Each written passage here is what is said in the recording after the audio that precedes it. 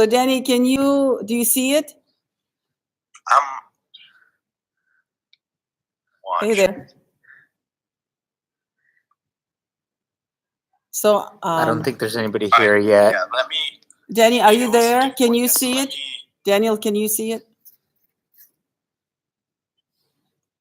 Okay. So here we are finally. We have a little bit of a difficulty with starting the live stream. Thank you for coming and see that 2 people already listening. We are talking about Row 5 auditions, particularly with a reference to the auditions of all region, all state for Texas this year. So I wanted to just talk about the specifics of how to prepare certain repertoire, particularly for auditions, because I've listened to a lot of wonderful performances of that same Row Day 5 on YouTube, and some of them are very artistic and very fun to listen to. However, if that is how you perform this caprice in the audition, whether it be for a region or for state, you might not pass very far. You might not get very high grades for that audition. So what gets you really high points for an audition, any audition, when it comes to playing with orchestras? Obviously, all region and all state, the goal of people who are picking the players for the final cut is thinking in terms of, do they fit really well in the orchestra? And it is all about accuracy. So what you want to make sure is, obviously, you want to have good intonation, wonderful sound. You want to perform everything that's on the piece of paper, all the markings, the articulations. And you know that I talked about this in my tutorials. However, all of that doesn't mean anything if you're not precise with your rhythms. So that's what I want to concentrate the most right now. And if you can chat with me, I think, do we have a chat enabled? I think so. Yeah. So we should have the chat enabled. So if you have any in particular, please let me know, and I will be happy to answer right here and demonstrate. We just posted the new link on Band, and I will just go on. And if you need, like I said, if you have a specific question, please post for me to answer. Yeah, I don't see anything yet. So number one, the very beginning, I often hear performances of this that does not have a very exact switch from sextuplets to quadruplets in the beginning. So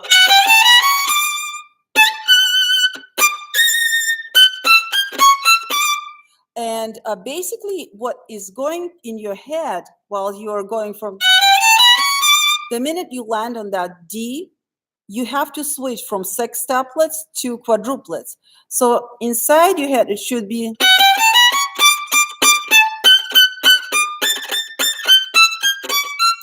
So within that, the link is posted, so that's great. Within that eighth notes, you absolutely have to feel 16ths that are quadruplets, right? So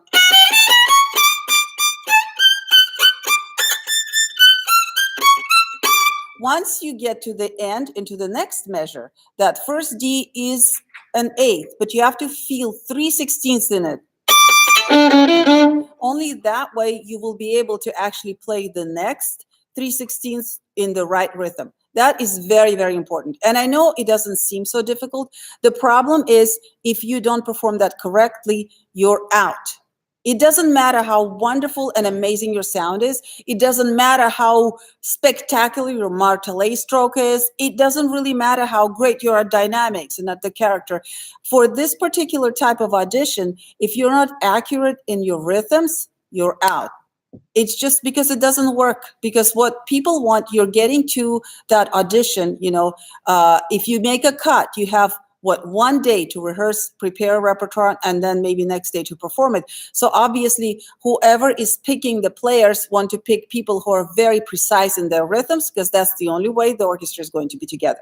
If we have people who don't pay attention to rhythms or can't stay at the same speed throughout the etude, What do they think? Oh no, this person is going to be trouble for the orchestra or for the section, because they will always stick out. They'll be either ahead or behind, right? So number one, I would like to encourage you, if you really want to make the cut, pay attention to the rhythms. Now, in our boot camp, and if you're joining us, because this is an open live to anybody, if you're joining us and you're not a part of our boot camp, I'm running right now a Texas All-State Violin boot camp where I'm posting a lot of video tutorials and sheet music for a lot of exercises, and that's what I'm referring right now. So if you have a question, I can answer it later. But right now, for those who know what the tutorials are, I would like to encourage you to pay very specific attention to the rhythms. Now, next week we'll be actually working on the next part of Raw Day, which will be part 2, and that will be the second part, lower part of the first page, and that actually is included in one of the cuts. So I believe the Edinburgh schools, McAllen schools, they are region, I forget, is it 18, I think. And we are going to be actually finally working on the cut itself, rigid cut. However, what I want to tell you is that all the challenges are going to be exactly the same. For example,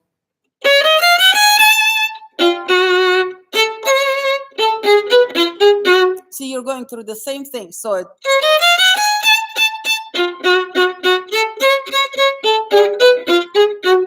me see if I have, yes. Okay, so I have a question from Alex Trevino. Dr. Sides, generally speaking, how can we work on our internal metronome other than subdividing? Any tips? Okay, that's really great. You know, I wish there was another way to work on the internal metronome other than subdividing, but I don't know of anyone. It's really about, just think about how we keep track of time. Can you think of, is there any way for us, would there be any way for us to keep track of time if we didn't divide our days into hours, our hours in the minutes, our minutes in the seconds, and so forth? I think, at least as far as I am aware, there's the only way to really teach yourself how to keep track of the beats accurately is to subdivide. But what happens at first, once you teach yourself to do that, it really becomes a second nature. And very often you don't have to even do it on purpose. So, but I think maybe also another part of the question is also, how do we teach ourselves to be exact without the subdivision that metronome is doing for us? So that can be taught. And that is just about really, really playing with the metronome and skipping the beats. Nowadays, they have these wonderful metronomes where you could have it beat 1, 2, 3, 4, but then you could make it omit maybe beats 2 and 3, and see if you, every time when you hear 4, if that arrives at the right time. That means you're keeping your inner metronome going. But again, the smaller you subdivide, the smaller chunks you have in your head, the easier it is to be accurate. Just think about, you see behind me, there's a backstage. I'm at UTRGV and the library auditorium. And think of that giant wall behind me. I mean, just randomly looking at it, of course, it's divided into little bricks, but imagine if it were completely solid, it would be very hard to tell how wide that wall is. Even now that it's divided into bricks, it's still hard. But if you take a ruler to measure the wall, it becomes much easier. And why? Because the ruler is subdivided into little parts, the inches, the tenths of an inches, and so forth. So yes, I really don't know another way of keeping track of time while playing, but subdividing. But you can teach yourself to keep that metronome going inside without the actual metronome. And so that's my answer. Hi, Jimena, and hi, Salvador and Alex. Wonderful to have you. This is the very first time I do a live, so if I don't answer right away, so have some patience with me. Great. Okay, for sure. Thank you. You're welcome, Alex. Please ask me again. If you have any questions, just chime in right away. But so this is what I'd like to encourage all of you. We are going to work on a different cut, but again, the cool thing about this etude, all of the parts of the etude basically have exactly the same challenges. So we already went through most of those challenges in the first cut. Now, for those who might be joining us next week, you can find the sequence of all the materials in the library. However, if you're advanced enough, you can go ahead and just start learning the cut right away next week that we're going to be working on. Now, another challenge off the bat, and we did not touch on that very much in the first week. We are going to work on that. Hi, Crafty Games. Hello. We're going to work on that next week. It's the shifts, right? So the first, another scary thing is that one. That one is really, really nerve-wracking because it happens right off the bat. So we're going to definitely work on some shift technique. Now, another question from Alex Trevino. How do you approach measure 13 or the 5 with the cleanest string crossings? Okay, let me pull this up. I have it right here. Measure 13. Let me see where measure.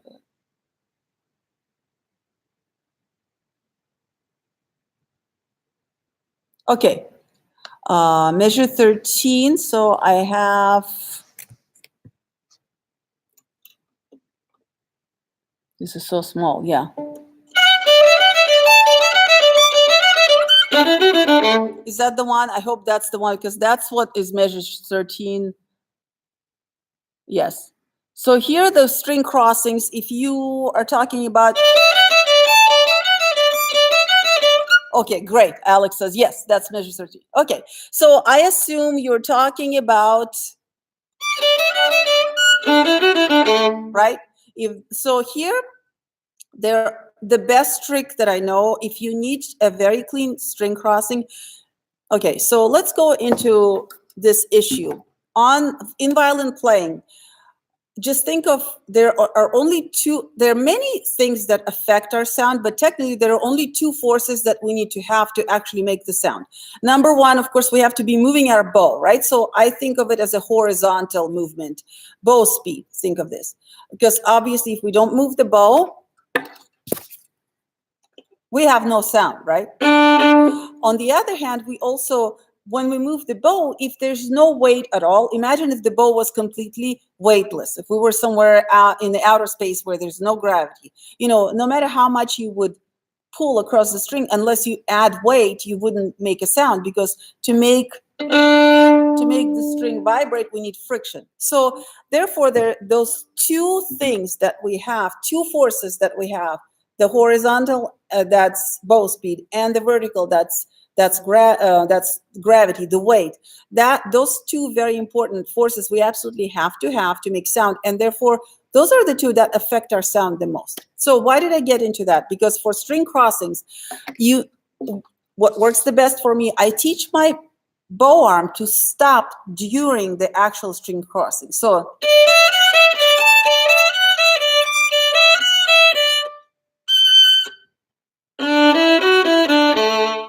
did you see what happened?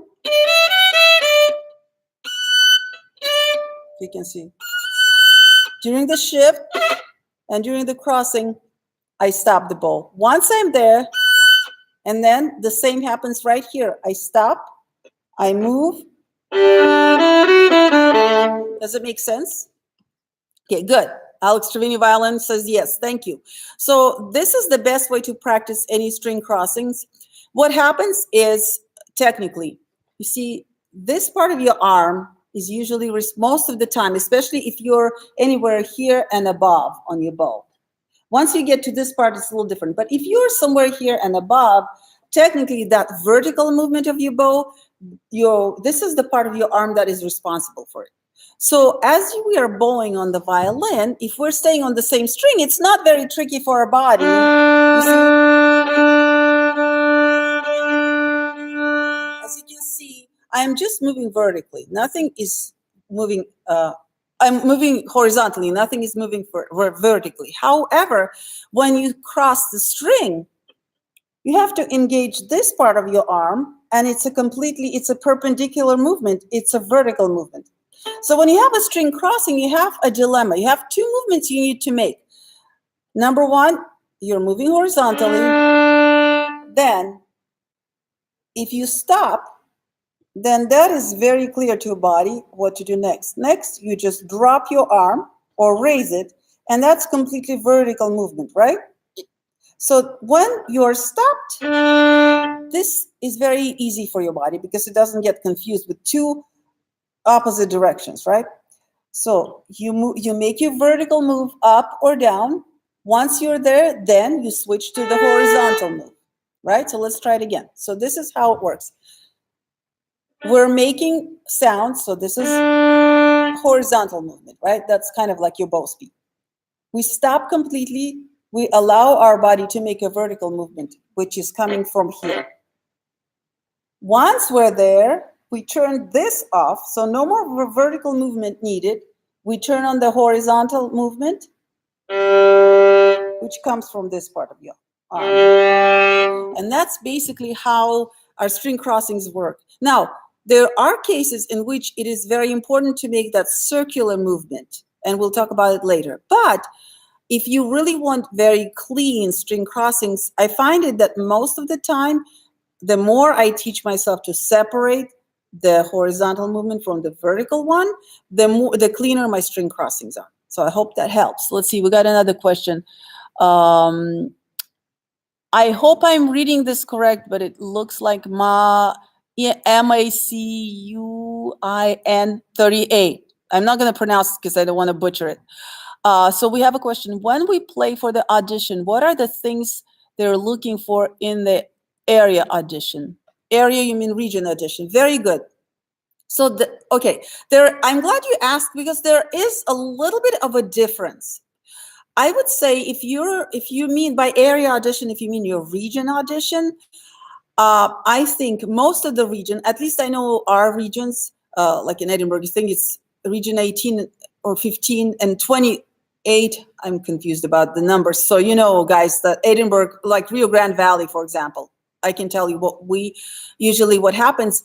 If, for example, if you can play really, really precisely, but maybe you take it a little bit slower, it's totally fine. I know with our regions, it's totally fine. I know that we're looking more for precision, for good intonation, nice sound, for the correct rhythms. That always wins over trying to do it super fast, but completely messing it up. So I think that is the biggest usually difference between the region auditions, at least in our regions, and the state auditions. Once it comes to the state auditions, I've heard that they put it's very important to them that you also can play close enough to the requirements, to the tempo requirements that are written in, on the actual region audition music that probably your orchestra directors give you. So I find that this is the most important difference. And of course, the level is not, the level is a little bit more accepting, I would say. So you don't have to sometimes be super perfect to get in because it depends on which chair you're going to get. But like I said, if you want advice for acing the region audition, I totally would say, first of all, of course, consult your orchestra director because every region is different. But as far for here in the Valley, I would say it's better to take it a little bit slower, but really ace everything than to go too fast and make it messy. So I think this is the best advice that I can give you for the region audition. Let's see, we have another one. J Cow, same question as how can I make myself stand out? Oh, wonderful. How can I make myself stand out in the audition? This is actually a very tricky question. Again, let's go back to the fact that it depends what you're auditioning for. You see, for example, I have a very good friend who is a cellist, and she's in San Antonio Symphony Orchestra, and she made it right, from her first audition, she aced it and she got in. So I asked her, I said, what is the best approach to an orchestra audition? Because of course, remember, region and state auditions, those are orchestra auditions basically, right? And she said something that is so clever that I remember it since then. She says, when you play for the orchestral audition, you have to be musical. but you have to make sure you don't have too much personality. You know what I'm saying? It's not that you want to be musical, but in fact, you don't want to stand out as far as like being maybe too over the top with your too much vibrato or too much personality in the way that it almost sounds too much like solo play. That's what I was addressing at the beginning of the video. I don't know if you tuned in, but I was saying that, or maybe it was another, because we tried a couple of times to start this live. But at the beginning of one of them, I said that I've heard so many different wonderful performances of this Rode 5 on YouTube because it's very popular.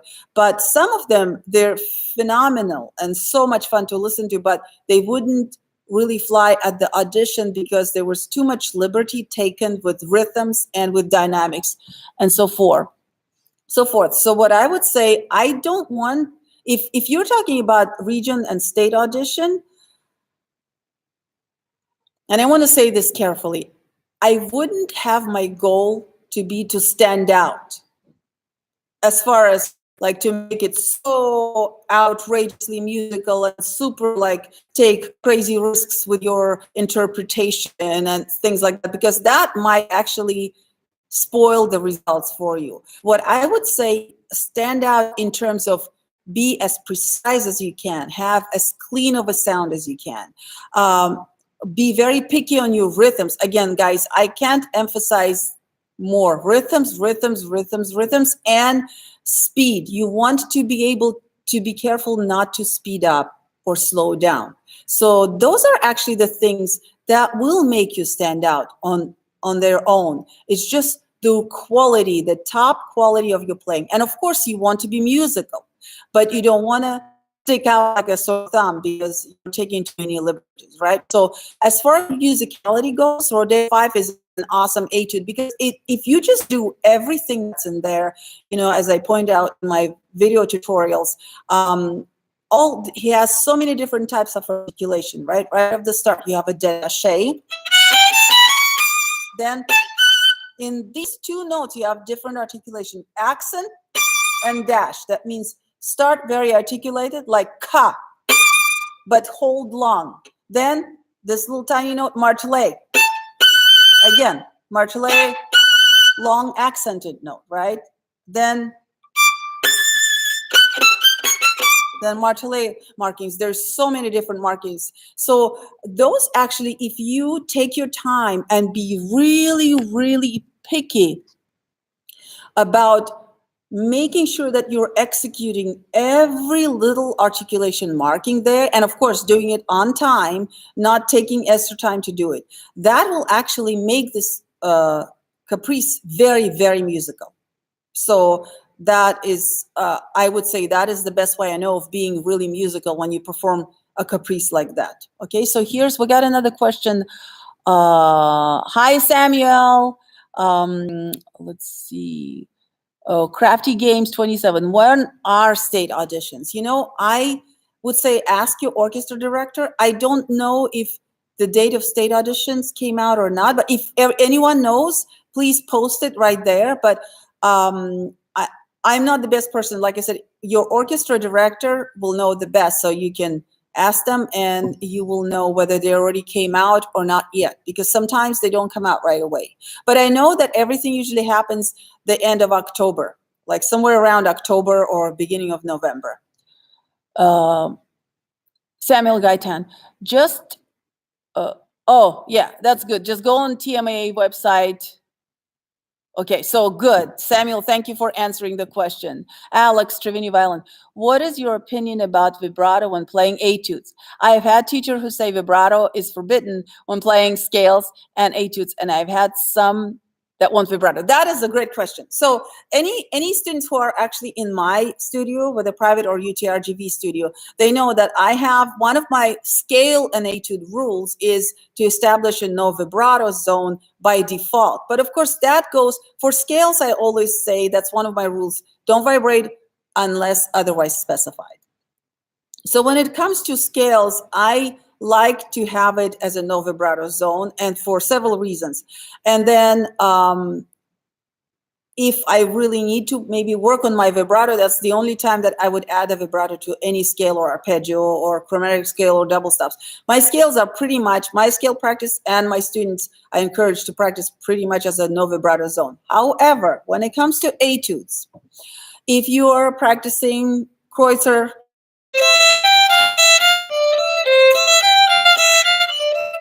by default, I would ask my students to practice that without a vibrato, right?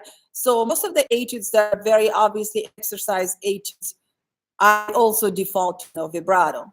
However, Rode 5 is a caprice. And that's the difference between, if you know, Paganini was the one who kind of established the genre of a caprice. When he was, this was actually, his 24 caprices were the very opus 1. It was the very first book of pieces that he published. And it's funny because he was kind of like snobby about it. He said, did it to artists, which he didn't explain to them anything at all about how to play the caprices. There were no fingerings, no bowlings, nothing. But this was the first book of 24 caprices that was like actually meant to be performed in the concert. So it's kind of like a big, actually, I should check. Maybe there were before, but this was the first book of caprices that became so popular and actively performed on stage. So, and that's why Rode 5, a Rode book is called Caprices, because you want to perform them as pieces of music. And yes, in Rode 5, you absolutely have to vibrate. The same with Fiorillo 8. Those are treated more like pieces. They're supposed to be performed interesting. So you could think of an encore. You could play an encore during performance. So that's basically, there's justification for the rule of not vibrating during scales and etudes, but then there are some etudes and caprices that you absolutely have to treat like music. In that case, you have to vibrate, right? So I hope that helps. Let's see. Okay. So Alex Revenue says, for sure, sometimes vibrato hides our intonation inconsistencies. That is so right. I totally agree. And that's why I like to do my scales without vibrato. However, obviously, there's one thing let me see. We don't have any questions yet, so I want to address the martelet issue. And this is very important because if you've seen my video of when I play the Rode 5 up to speed, I have to tell you, my arm was falling off because technically, the way I've learned that caprice, if you really want to perform it with a martelet stroke in those particular spots, which is kind of the whole point of that caprice, you have to go slower than that. But obviously, there's a reason why the tempo marking is set at 80 to 90. So at 80 to 90, especially if you're if you're only getting ready for region, you can take it a little bit slower with martelet, you will get the most out of this caprice because that's the whole point of that caprice. However, at the speed of 80 to 90, feel free. I don't think they expect you to play martelet because if you look at any of the performances of that caprice at that speed, or there are performances that are much faster, they definitely don't do martelet because you're just going to hurt your arm. There's no way you can do it. So they substitute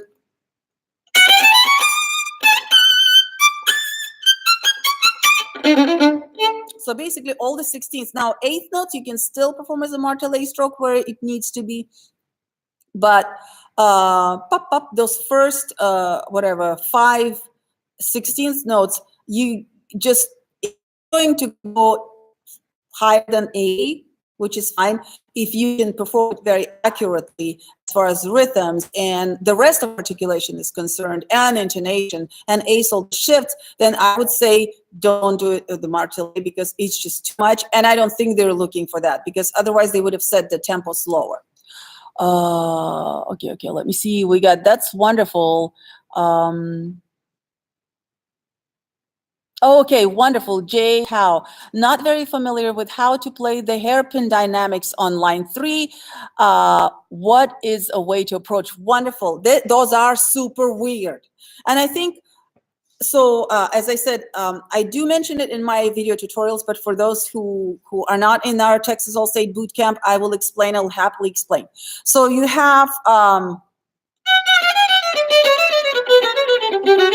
right, and then you get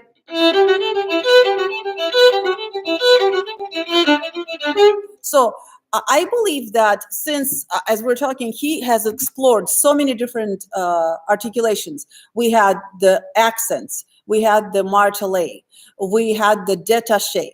So I think by now he's like almost trying to think of everything else. So if you notice the hairpins, to me, what it means is he wants the note to stand out, but without the articulation, by sheer value. By sheer volume. You see, so he wants you to ease into the beginning. That's why he doesn't put an accent. So you want it basically start on the piano and do something like this. Avoid.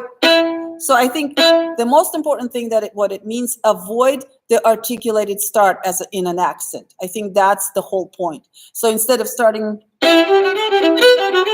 make sure the start of the note is very smooth and it's still connected to the previous note.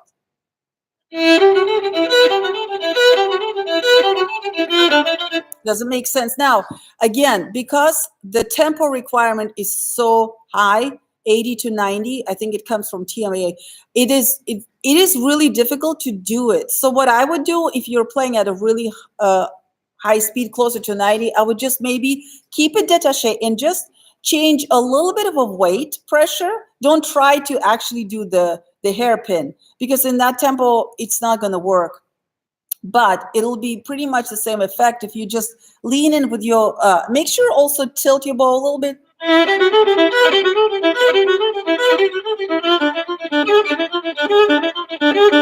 You see how you can make that note stand out without an accent by vibrating and just leaning with a little bit more weight into the note. But remember, avoid any kind of articulation, so you don't want to have a determined an actual accent at the beginning of the note, so it's still connected to the previous notes. Great question. Samuel Gaitan. Oh, Alex, are you in college or high school? Oh, that's a question for you guys amongst yourself.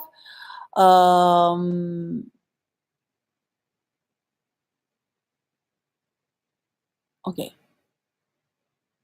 Oh, thank you, Alex, or thank you, Samuel, or whoever you guys. Thank you, I appreciate it. So let's keep going. So far, let me see what time it is. We're doing really well. Oh, I am really pleased that we have really good attendance, and the questions are wonderful. So remember, very important about that martelé spiccato. And actually, I want to tell you this, and I'm super excited because I was fortunate to study with Professor Felicia Moy, who was, while I was at University of Oklahoma getting my doctorate. Of course, I studied in Moscow Conservatory back in the old country, but when I came here, I went back to school and so forth. So she actually was one of the last students of Mr. Ivan Galamian. And if you've ever noticed that all state and all region etudes, they always require you to play, to purchase the audition that is edited by Ivan Galamian. So he was the one who taught Itzhak Perlman and Zuckerman and all those wonderful, violinists. He was one of the most influential teachers, American teachers, violin teachers. Well, I was very fortunate to study with Felicia Moy, who was actually, he's also teaching assistant for quite a few years. And I asked her the same question about this whole dilemma with the tempo requirement being so fast for Rodet from TMAA. And so I asked her, maybe Mr. Galamian meant it to be different, play different, faster and spiccato. And she said, no, he really insisted that you take it at a slower pace so you can really feel the eighth notes and not feel by beats, right? And so martelé, again, if you want to perfect your martelé stroke, you need to practice it slower, maybe not for audition, but just for yourself, where you can really feel very clearly the eighth notes that are your beats are so subdivided, and that way you can really make the most out of all of the articulations and dynamics there and subdivisions. Let's see. Okay. Crafty Games 27. Will vibrato ruin intonation or tune of notes on the scales? Great question. Okay. This is actually a very profound question. And I have another one. What ways can I practice the double stops? Oh, fantastic. On the second page. Fantastic. Two fantastic questions. So first, let's go. This was the first is for Crafty Games 27 about vibrato ruining the note. No. Well, what I want to tell you, vibrato just makes it harder to hear the center of your pitch. Because what I tell my students, the pitch, like if you think of F or F sharp, let's take F sharp. We'll play it very often, right? F sharp is not a laser beam thing. It's actually, think of it as a zone. So that pitch is actually a zone. And within that zone, you can go a little bit toward the higher end of the zone to be exactly centered, or to be a little bit lower. And depending on what type of music you're performing, you will actually pick that place in the zone. And as long as you're within that zone, it'll sound in tune, right? So what happens, obviously, when you add what on scales, you want to try to be right in the center of that zone for every pitch, right? And so what happens when you add vibrato, it's just really hard to hear the center of the pitch, because what happens, obviously, you are fluctuating, right? Constantly fluctuating a little bit, very, very, very slightly, but that fluctuation is actually a fluctuation of the pitch. So this is why most of the teachers encourage to students to, like myself, to make the scale no vibrato zone. However, if you wish to practice your vibrato, scale is a wonderful place to practice your vibrato. And yes, the way that your vibrato can ruin the pitch is, and this is something I was always taught. When you start a fluctuation of vibrato, that's why we don't want to play with flat fingers. We want to have the finger kind of at this accent, but still a little bit bent when we start vibrating. Because the first fluctuation, my teachers always told me to go back and then come forward. So because they say if you go forward for your first fluctuation, you are going to that way vibrato is going to ride your intonation up, and you can indeed ruin your vibrato if your first fluctuation is going forward. I don't know. I've never tried to go against my teacher's advices. I don't know if it's true or not, but that is kind of like tattooed in my brain, and I always start vibrato going down, fluctuation down. So if you're afraid, and you can also, if your vibrato is too wide and too slow, that really can make everything sound like you can't, again, it'll be hard for your listeners to hear the center of the pitch, and that will make it sound like you're playing out of tune. Or vice versa, if your vibrato is super, super fast, again, it's going to probably, because your arm is getting tired and it's doing this, if you're moving really fast. So as these muscles are getting tired, you're going to be pushing a little bit this way, because that's easier for your body than this.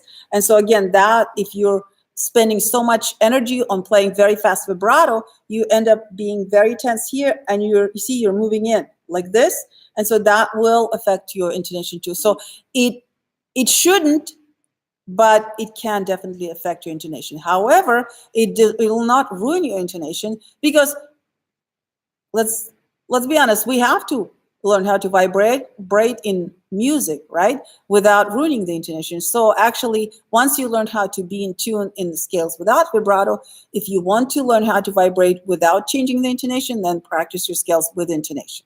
All right. And so what was the other question? Oh yeah. What ways to practice?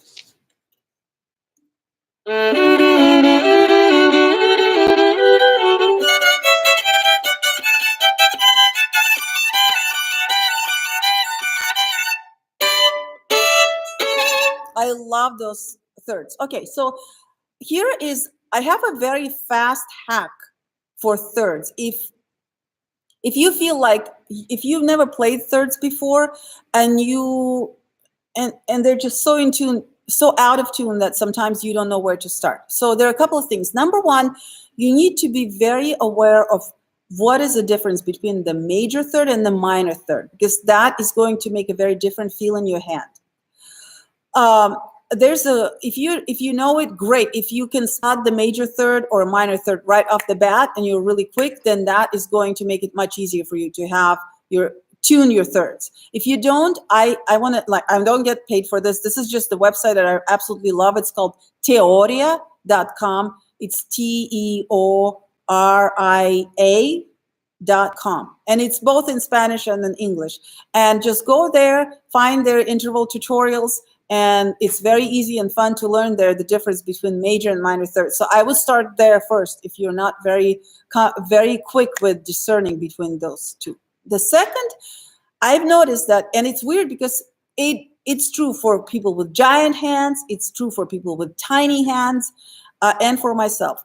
Generally, when performing a major third, now think as a double stop, not on the same string. When performing a major third as a double stop, if you drop your fingers where they comfortably would drop, you will probably be too wide for a major third. So generally, I advise all my students to squeeze a little bit in when you're playing a major third. So naturally, like if I want to go, see? My F is too flat and my D is a little bit too sharp. So I had to squeeze my fingers a little bit this way. Naturally, if I drop it, they will drop a little wider. So on the major third, this is the major third. D, F sharp, it has two whole steps. So on this interval, instead of following my fingers and letting them comfortably fall where they want to be, I will kind of squeeze them like this. That's exaggeration, a little bit. But then on the next one, see that one, C sharp, E is only a step and a half. So that is a minor third. And so on that one, it works the opposite. Naturally, if you just drop your fingers naturally where they want to be, you will be not wide enough for the minor third. And so basically that is the quickest fix, at least at the beginning that I know. Know where, and you can mark actually your thirds, which ones are major, which ones are minor. And instead of letting your fingers drop wherever they want, before you drop, anticipate and think, okay, my major third, squeeze a little bit more toward the center, and minor third, stretch a little bit more out. You'll be amazed at how quickly you will at least get to approximate the intonation, and it takes a lot of guesswork out. Obviously, you have to still fine-tune it, but this is a really great hack for me. So that's the fastest way I know to at least get started with the intonation. Oh my goodness, we have so many questions. Yay, I'm just getting a little bit, let me see, where was, okay. So Jay Cow, I hope that answers, okay, Crafty Games 27, thank you so much, Dr. Science. That cleared it up. I'm so glad. Now, I'm so happy this is helping, guys. Just want to make sure, of course, you know, everyone has different ways to look at things. So I want to make sure that you first and foremost listen to your orchestra directors, to your private teachers, because they know you the most and they would know what to advise you the most. But they would be first to tell you, and that's what I tell my students, everybody has different views on technique, and most of the people who are good at what they do, they will be they will give you very good suggestions, and sometimes they're different, but they're different in a good way. So they make you understand things, you know, differently and help clear things up. So Maria Ochoa, hey Maria, I will be teaching a violin sectional at ENHS this Monday. Woo, great, June 10th.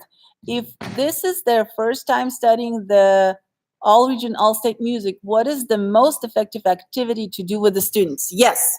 So the very first, the Beethoven, Mozart, right?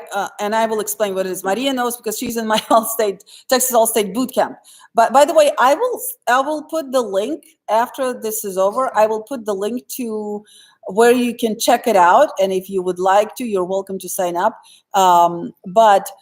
So subdivision of the first rhythms where you have sextuplets and quadruplets is really difficult. So I kind of think of it this way. So quarter has 2 eighths, right? And when you play quadruplet 16th notes, each eighth will have 2 16ths in them. But when you have to switch to sextuplets, you have to think of each eighth having 3 16ths in each one, right?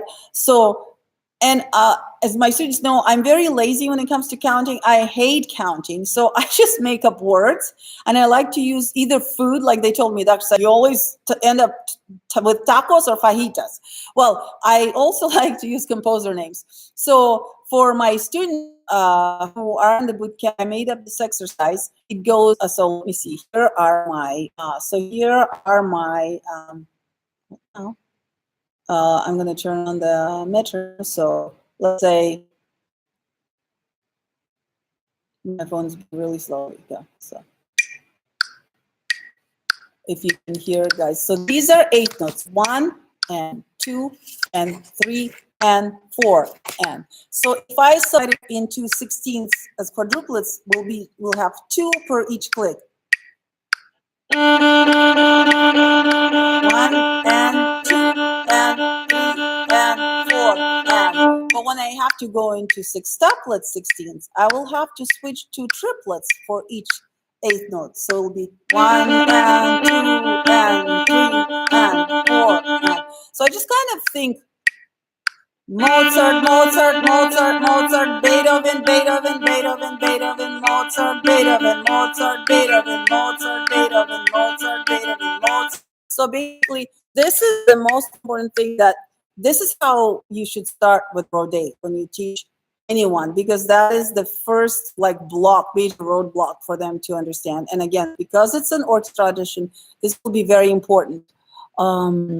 Yeah, so I would pick a scale and go Mozart, Mozart, Mozart.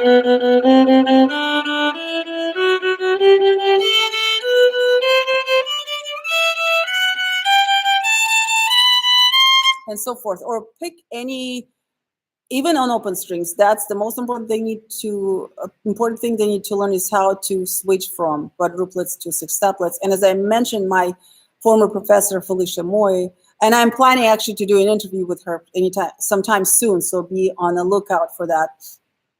She told me that is the most important thing in this Rodé 5, is to think in 8ths. Don't try to think in 4ths. And so start slow enough where you can think, subdivide in 8th notes. And then once it's kind of in your blood, when you play those subdivisions, the more you play them, the better you feel them. And then you can speed up, and it will become like autopilot. So it'll be very easy to switch. Jake Howe, I am having trouble with the quarter note string crossings, such as in measure 6, because I often make too much noise when transitioning between notes. Do you have any suggestion to fix this? Okay, let me just make sure I know exactly. I think I know what, but I want to be so bum bum. So actually, I have quarter notes in measure 5, so I might have misread it. So let me go. So these are the quarter notes.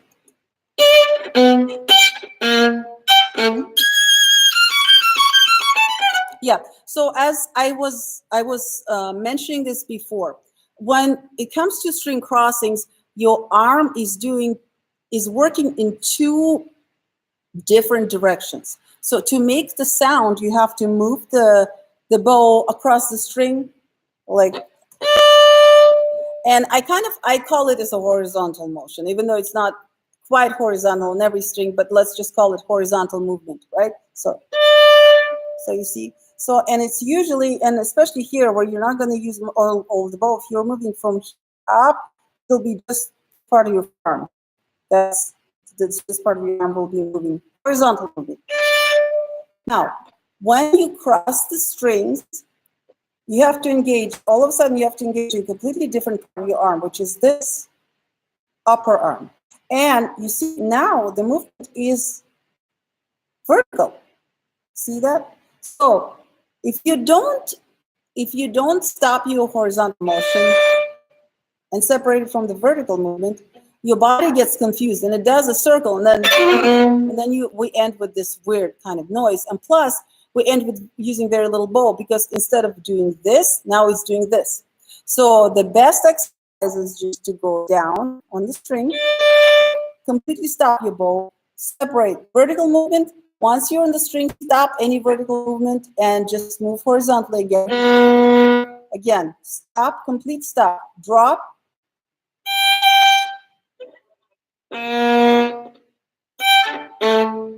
And also, I'll give you my very, like, it's a little cheat, I have to do, but I'll if you can do this, that helps to kind of have a little insurance policy. So what I do, whenever I can, let me see. Yeah. For example, if you're really afraid to catch the strings in between, you see, I'm actually keeping my second finger kind of a little bit touching the G string too. And this way, even if I catch it, the open string is much louder. So this way kind of mutes it. The same you can do here. See, if you can just kind of rest your pinky. It's a little tricky though, it's extra work, but that's kind of a cheat I use sometimes if I have really difficult string crossings. I would allow some of my fingers kind of rest on the strings here during the straw crossing instead of keeping them completely up, and that mutes the string. So even if I catch it, you know, but this is a little cheat, and it actually sometimes more work. Like always, sometimes cheating is more work than you have to do. But if you're really comfortable with your left hand doing that, and you're afraid that even in spite of learning this, first learn that trick of stopping the horizontal movement, moving, completely switching to vertical movement, then stopping the vertical movement, completely switching to the horizontal. Once you learn that, if you're still worried, on top of that, you can just kind of choose any finger that's not playing and see if you could lightly, just literally just rest it on the strings that you are afraid to catch that are between those that you're crossing. So, and that is little insurance, little protection for you. Okay.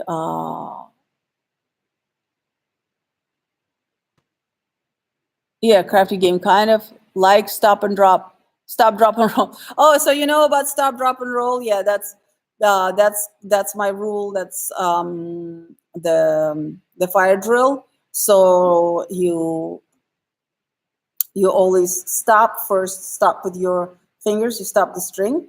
Then you drop your bow. Of course, I mean, take it with a grain of salt. Like drop it gently. Then you roll. Then you stop again. You drop the bow or lift the bow, and once everything is there, you roll. So that's very good. So, you know, you guys, you all know my favorite approach to learning anything on violin is divide and conquer. And so anytime you can divide, it goes from left, from right. And so, Maria, going back to the kids that you're going to be coaching, which I'm so happy, congratulations, this is fantastic. I would suggest, apart from rhythm, when it comes to, so another great hack for, especially at the beginning of the etude, the high positions. And the high position hack that I use, my students know, and I had that tutorial on our boot camp. You realize that patterns, we only have 4 fingers, and all our strings are tuned in the same intervals. Unlike, for example, on guitar, this hack wouldn't work because they have different intervals. They have a fourth and a third in tuning, right? And so, but on the violin, because all of our strings are exactly 5th apart, and we use only 4 fingers, it's amazing because technically all of our finger patterns are pretty limited. So if you're playing somewhere really for the first time,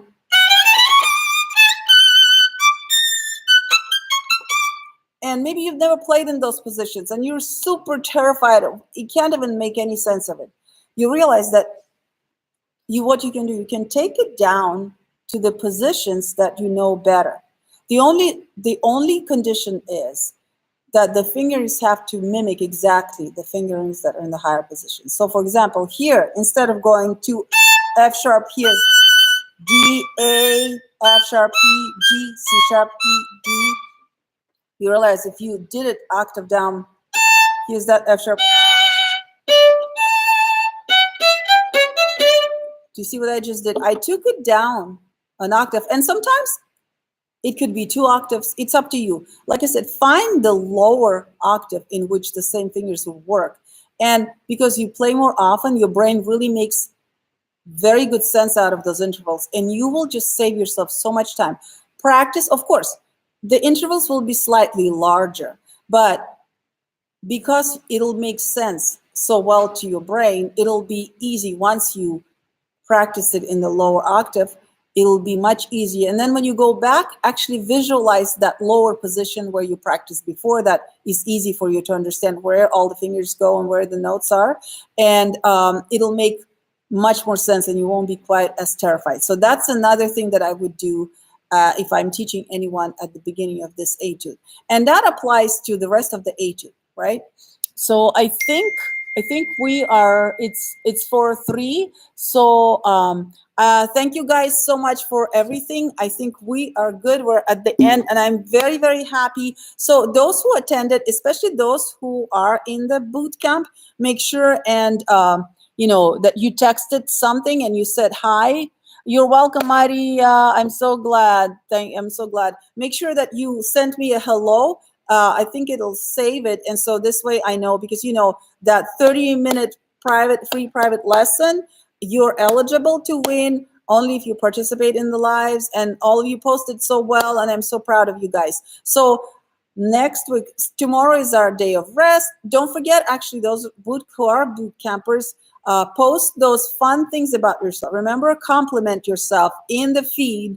I want you guys to enjoy celebrating what you've achieved so far this week, because I think we've done a lot. I mean, we flew through the first fourth of the road day 5, and I really loved all those videos you posted. So please give yourself a pat on the shoulder, but do it publicly so we can read it and celebrate with you. All right. Take after that, take Sunday off. Next week, we're starting finally the bottom page, the first page, which will be awesome because that's actually in our region cut. And the good thing is now that we got through all of the, all of the basics, we can actually work on more complicated things. I'm also going to be posting more complicated tutorials on shifts because we haven't done that yet. We will be talking about more complicated scales and arpeggios. All of that ties in with Rode 5, and we're going to start working on Fiorillo 8 too. All right, well, wonderful. Thank you again so much for watching. I hope this helps. And next week, we'll have a live again. So if you're not in the boot camp, feel free to join us. If you are, then we'll be, I think, having it at the same time. Bye.